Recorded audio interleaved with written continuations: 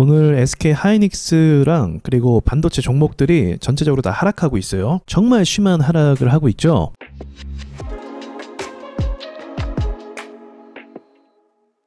중요한 지지선이 있었습니다. 저뿐만이 아니라 많은 투자자들이 이 라인을 굉장히 중요하게 여겼을 거예요. 지지선을 개파락으로 떨어지는 게 제일 안 좋아요. 그리고 또 반대로 저항선을 갭 상승하는 게 제일 좋고요. 근데 지금은 개파락을 했기 때문에 이렇게 되면 자 보시면 어제 갭을 띄웠단 말이죠. 3%.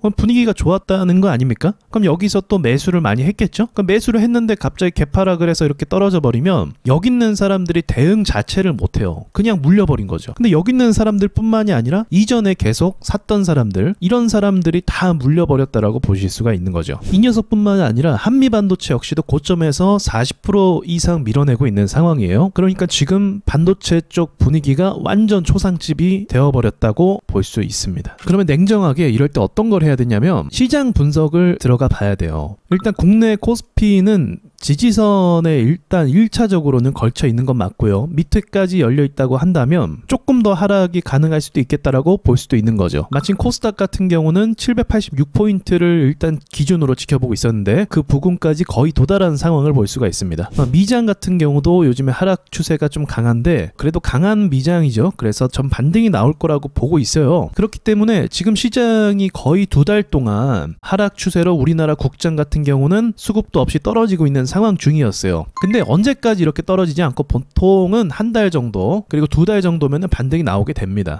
그래서 저는 이번 8월 달을 반등 시장으로 좀 예상해 볼 수 있는 거죠. 그렇지 않아도 9월 달에 금리 인하가 실제로 들어가게 된다면 이런 거죠. 하락하고 있다 금리 인하를 실제로 하게 되면 갑자기 반등이 나올 수 있는 가능성이 있다는 거죠. 그래서 반도체 같은 경우는 제가 계속 너무 많이 올랐으니까 조심해라. 그리고 현금화를 좀 많이 말씀드렸죠. 그래서 이번에 만약 반등이 나오면 반도체는 다 빼세요. 크게 올랐던 주식을 괜히 무리해서 또 가져갈 필요는 없어요. 특히나 SK 하이닉스라는 이런 거대한 주식이 여기서 더 오른다라는 거를 뭐 부정할 수는 없지만 이미 바닥에서부터 작년에서부터 2배 이상 뭐 3배 가까이 이렇게 올랐다면 이건 엄청나게 많이 오른 거예요. 쉽게 말하면 반도체 슈퍼사이클이 왔다라고 얘기하는데 그걸 반영했다라고 봐도 무방합니다. 이 거대한 주식이 2배 이상 3배 이상 갔다는 건 이미 올 만큼 올랐다 그렇게 볼 수 있는 거죠. 그래서 여러분 모두 좀 힘드시겠지만 8월달 이제 반등 주고 금리 인하되는 걸 제가 기다리자고 했죠. 거기까지 한번 보셔도 나쁘지 않을 것 같습니다. 그러니까 미장도 계속 우려했던 게 너무 많이 올라서 조정받으면 세단 말이죠. 원래 크게 오를수록 조정이 센 법이거든요. 그래서 그 수순대로 가고 있기 때문에 이런 부분은 어쩔 수 없어요. 그냥 시간을 좀 보내면서 회복하길 바라야 되고 너무 높이 오른 주식은 이제 현금화 시켜야 되고 그리고 다시 바라는 건 미국장이 상승 랠리를 다시 향해서 가기를 바라야 됩니다. 미국장이 계속 꺾이면 우리나라 장은 가망이 없어요. 그래서 어쨌든 다시